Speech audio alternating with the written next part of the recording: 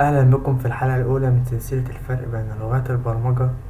في أول حلقة هنتكلم عن الفرق بين لغات البرمجة واللي كتير من المبتدئين بيتلخبطوا فيها.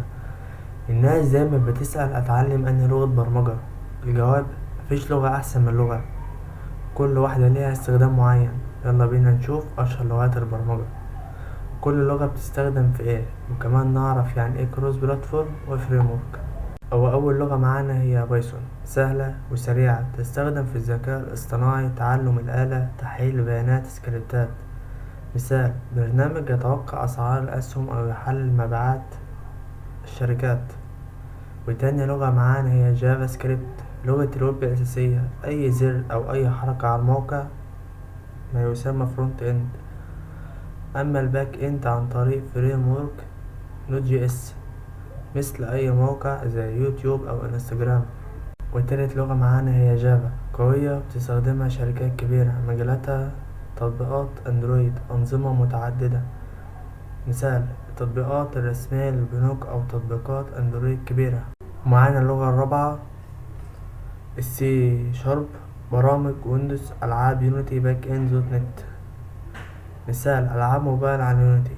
ومعانا اللغة الخامسة اللي هي السي بلس بلس، قريبة من الهاردوير وسريعة جدا جدا، تستخدم في ألعاب تقيلة، برامج كبيرة، أنظمة التشغيل مثل فورتنايت أو برامج التصميم الكبيرة. معانا اللغة الستة، اللغة الأم، لغة سي، لغة الأنظمة، تستخدم في أنظمة التشغيل، الدرايفرات، الهاردوير، مثل أي نظام تشغيل زي لينكس. ومعانا اللغة السابعة البي اتش بي، تستخدم في مواقع وسيرفرات، إدارة قواعد البيانات على الويب مثل ووردبريس وفيسبوك في الأول.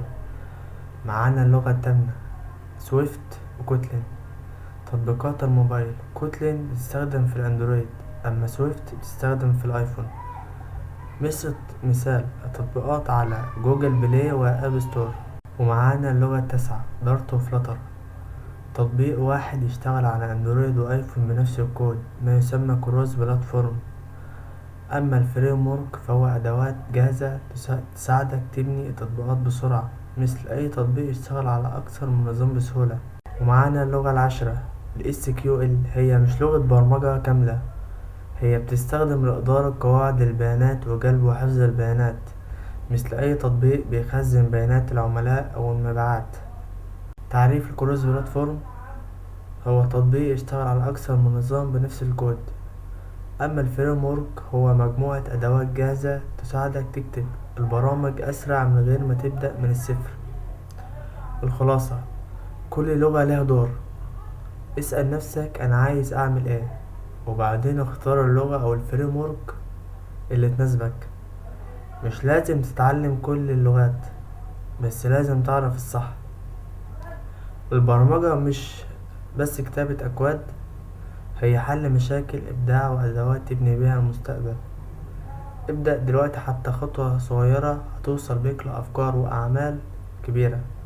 شاركنا رأيك، لو هتبدأ دلوقتي تختار أنهي لغة أو فريم ورك، اكتبلي في الكومنت.